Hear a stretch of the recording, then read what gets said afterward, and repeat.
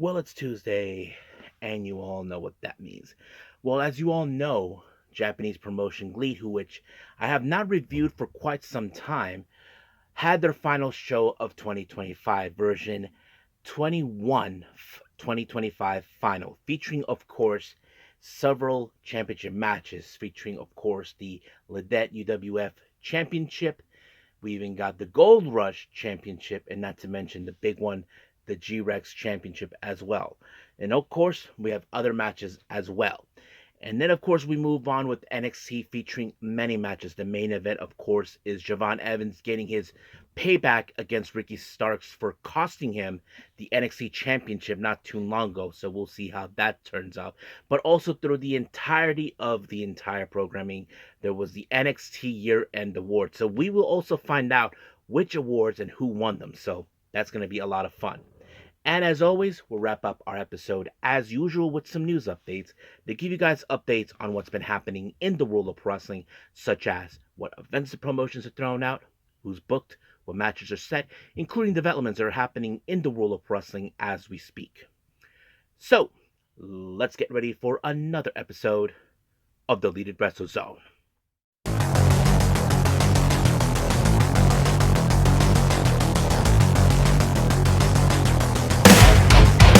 Are you ready? Get up, get up! Get up, get up! Get up, get up! Get up, get up! Get up, get up! Get up, get up! Hey everyone, welcome to the Deleted Wrestle Zone. All things that is pro wrestling with AEW, NXT, New Japan Pro Wrestling, TNA, the National Wrestling Alliance, various promotions, wrestlers, matches, and championships. I am your host, J-Rod here. So, if you are new to the channel, welcome.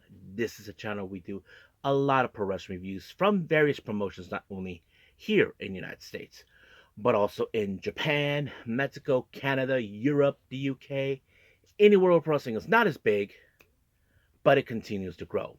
We also, of course, do discussion videos, talk about various topics such as the wrestlers themselves, the promotions, factions, storylines, whatever we want to talk about. We also, of course, do more news updates. If certain information has been unable to be on this episode, we can either put it on the next one or on a separate video by itself. We also, of course, do real-time news updates to keep you guys on alert if something has happened in the world of wrestling that needs to be addressed ASAP. We also, of course, got the Unagi Sayaka Watch and various other cool wrestling content as well. So if you like what you see, please subscribe to us or click on that subscribe button. You'll be getting a lot of daily reviews and other cool wrestling content as well. But if you like this episode, please give us a like on the like button or a nice comment in the description down below. Now, enough of the jibber jabbers. Let's get started. So, our first review is going to be, of course, Japanese promotion GLEAT.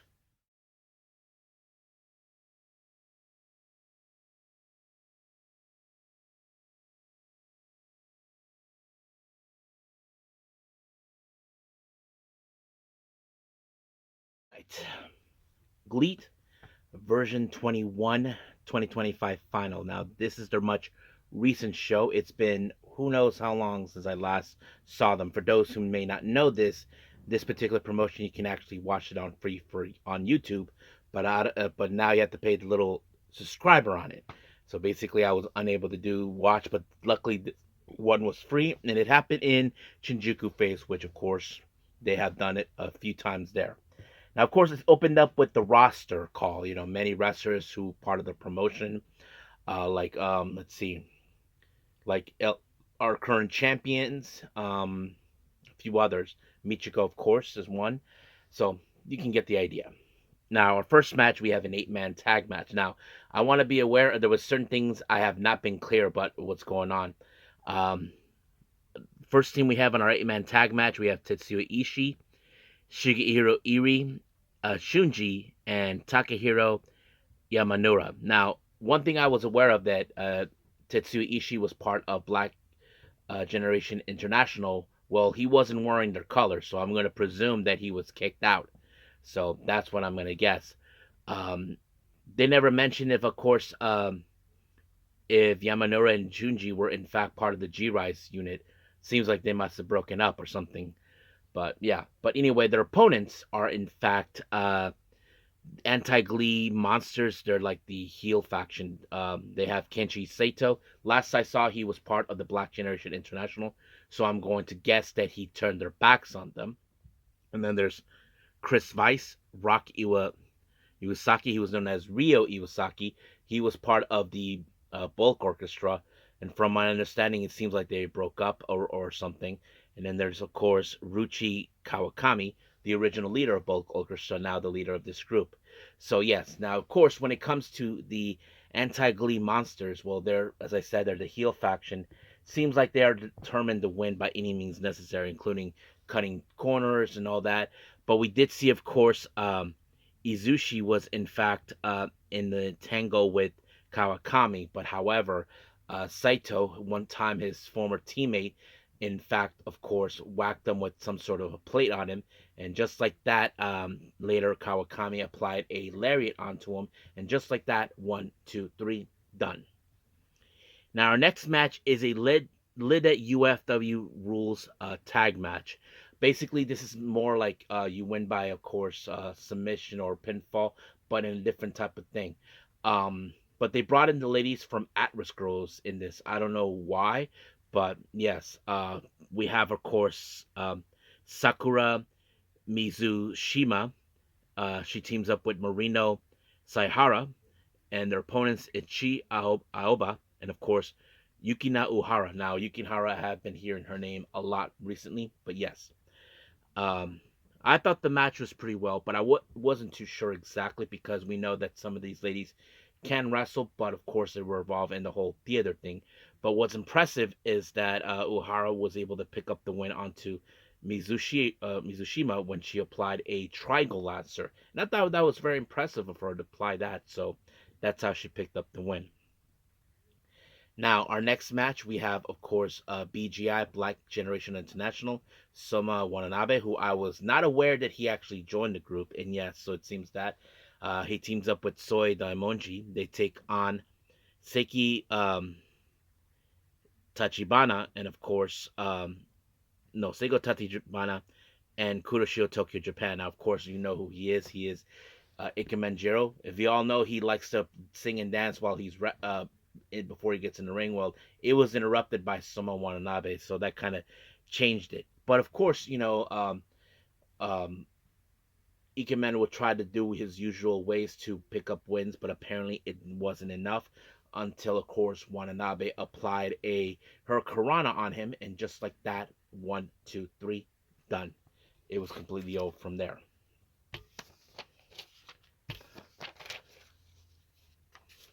Now, our next match, we have Seiki Yoshioka teaming up with T-Hawk and Hayato Tamura. Last I heard, Hayato Tamura was a member of Bulk Orchestra, so I'm going to presume that they broke up. They face against BGI, consisting of Kazuma Sakamoto, Quiet Storm, and Kaito Ishida. For those who did not know, Quiet Storm and Kazuma Sakamoto were once members of BGI, so I'm going to guess that they turned their backs on Bulk Orchestra, teaming up with Kit Ishida. But however, Sakamoto and Ishida are the current G Infinity Tag Champions, so obviously you probably can guess what's at stake. But in the end, it was T-Hawk that was able to pick up the win on Ishida, pinning him, and just like that, 1, 2, 3. However, in the post match, well, Hayato Tamura was so happy to see what T-Hawk did. So basically, in a way, he's telling him, "You did it. You pinned Ishida." So in the rules of fairness, that means he and of course Tamura do get an opportunity to challenge for the G-Rex tag team titles. So that most likely could happen. But the real question is Ishida gonna let it happen? Well, we'll see what that leads us from there. Now, our next match is another women's tag match, but not a UWF rules tag match. We have just a normal one. We have Chi Chi teaming up with her own Evolution friend Zones, taking on Yuna Manaze and Michiko. Now, for those who don't know, Michiko is the current Evolution Strong Women's Champion. She beat Zones for this belt, and of course, Michiko nominated Chi as the next challenger. So basically, this is a bit of a preliminary match for that, and I believe that match will take place on the 7th of January. So hopefully, we get to see that. But however, of course, this match ended completely when Chichi applied Michiko applied a pile driver um, onto Chichi, then a B driver, of course, and just like that, 1, 2, 3, it was done. Now our next match is the Lidet UWF Championship. Ryuku Aitaka takes another shot of this belt against Katsuhiko Nakajima. Many of you may remember him from Noah, then All Japan, and now here. So basically, he has this type of style of wrestling that he's enjoying, and he's been the champion for who knows how long. But he was able to win this match by applying a chokehold, and just like that, it was over. Now our next championship match is the G-Rex Championship. Kotatsu Suzuki taking on Minoru Tanaka. Now I don't know much about the G-Rex title, but however, the match was pretty good. I have to say it was amazing. But one thing that led to another, it ended, of course, in a time limit draw after 7 minutes. So basically, that's how it is. Almost similar as the Speed title. But however, they decided to restart the match until someone has a winner. Luckily, Tanaka was able to pick up the win by a pinfall, and just like that, 1, 2, 3, he retained the championship. Now, for our main match, we have, of course, the G-Rex Championship, which is, of course, the top title. El Lindaman defends it against TJP. Many of you may know him. He was part of the United Empire and various other promotions, so he makes his appearance here. Of course, we're going to see some ways of TJP's style that was going to play out, but unfortunately, that wasn't enough until El Lindaman, in fact, put him away with the Tiger Suplex, and just like that, 1, 2, 3, it was over. And then, of course, we did see a post-match promo from TJP greeting the fans and all that, and then El Lindaman was about to do a promo until he was interrupted by Soma Watanabe. Now, it doesn't take a genius what this was about, so most likely Soma Watanabe is challenging for the G-Rex title, so that could happen sooner than later. So we'll see what happens until then. So we're now done with GLEAT, so let's move on with our last and final review, NXT.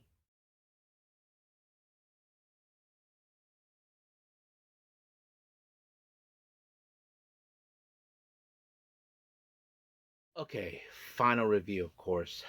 NXT. We opened up with the NXT North American Championship. Ethan Page defends it against Moose. Yep.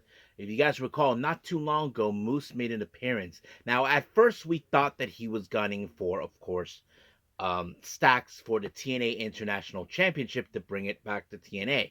However, that wasn't the case. He wanted to challenge for the North American Championship, which was the last thing Ethan Page wanted, because Ethan Page thinks that he's a better champion. He thinks that no one is capable of challenging him. Well, Moose is the one person who is that capable. And of course, he tried to dodge the bullet, but unfortunately, apparently he couldn't do that. So this led to that. Now, of course, obviously we weren't too sure if Moose was going to pick up the win, because that's would have been, of course, one of those moments where TNA will take a title that belongs to them, as they, of course, NXT had one of theirs, and then that was probably the bigger picture there. But however, Ethan Page prevailed with the ego cutter, and just like that, 1, 2, 3, it was done.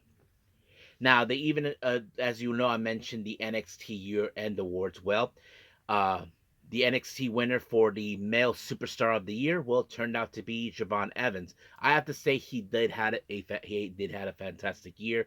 He had some of the great matches, not to mention stood toe to toe to Obafemi. So we'll see how things will progress with them for 2026. Now, the calling were in the back, of course, talking about the elephant in the room. And you know, that elephant is Tatum Paxley. After what we saw last week, Tatum Paxley showed up with a chainsaw and chased him. However, Izzy Dame is like trying to understand about this. But however, it seems that Spears and Nico Vance are somewhat frightened of her. And Izzy's like, you gotta be kidding me. She's just one girl, you know.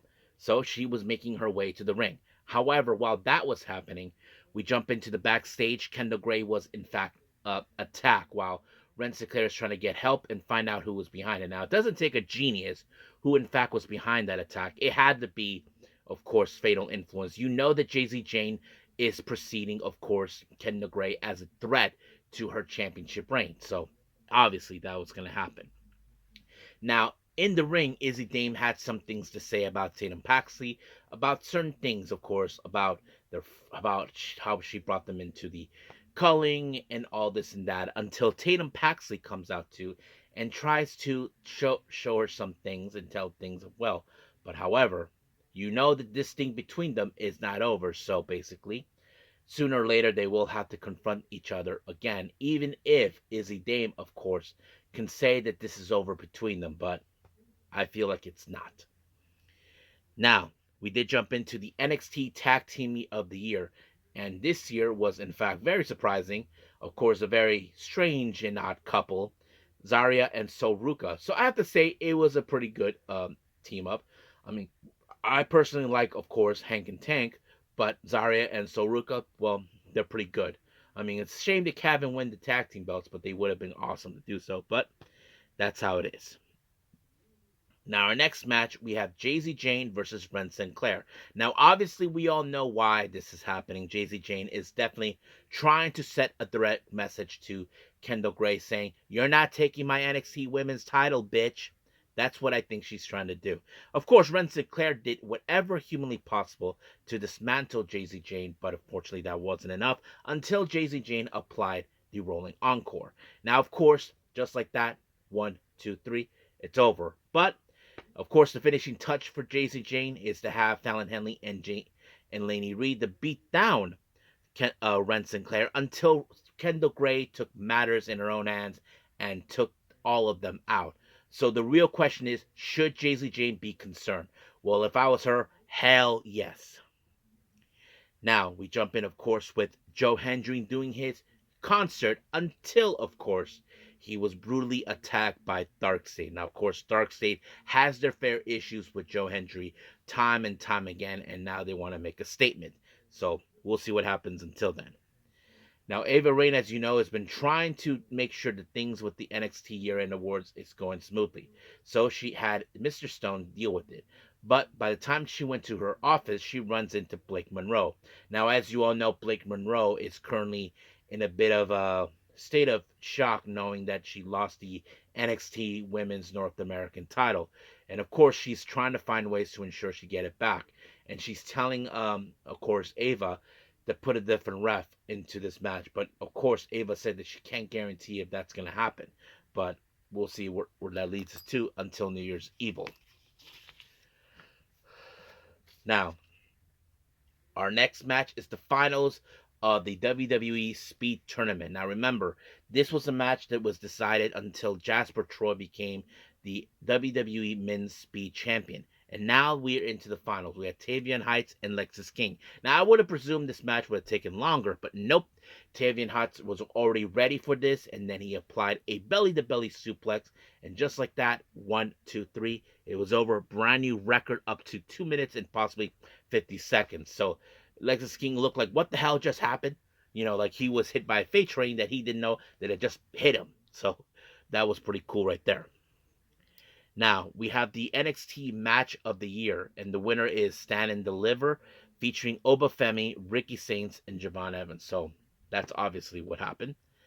Our next match, we have Swipe Right, consistent of members of the Vanity Project, Ricky Smokes and Brad Baylor taking on the OTM. Now, as you all know, OTM has returned to now make everything, of course, where now they want to stake their claim as the dominant tag team.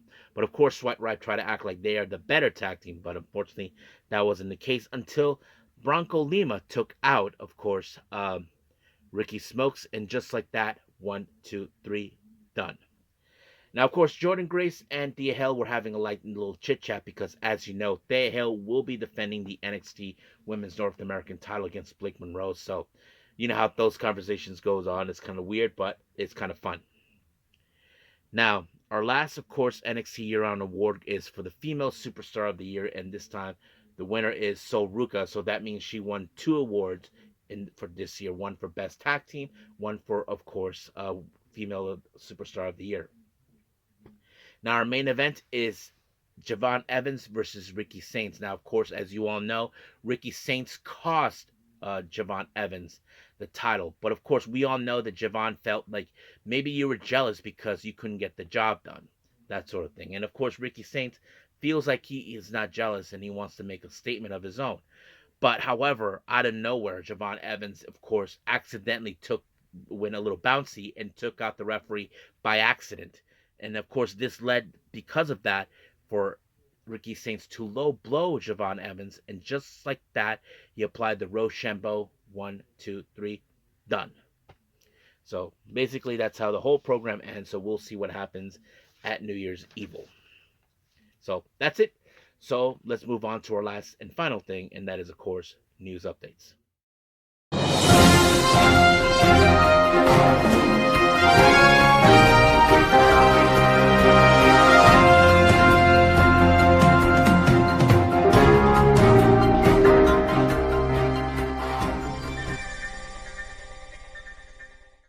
Okay, so welcome to our news update. So let's begin, as always, with upcoming events.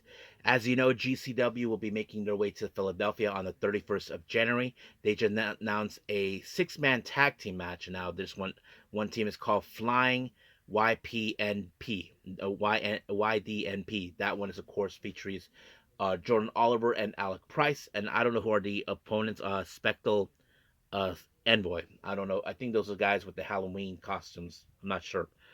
Then, of course, we have their sister promotion, Jersey Championship Wrestling, JCW, for Super Power Slam on the 1st of February.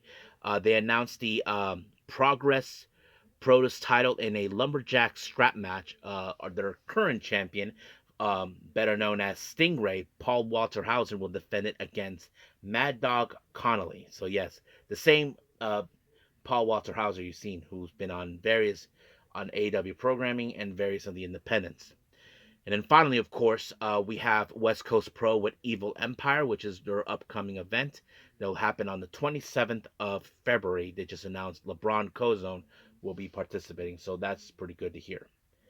Now on to development. Many of you know this couple, and they are wrestlers. Thom Latimer from NWA and his wife, Kamille.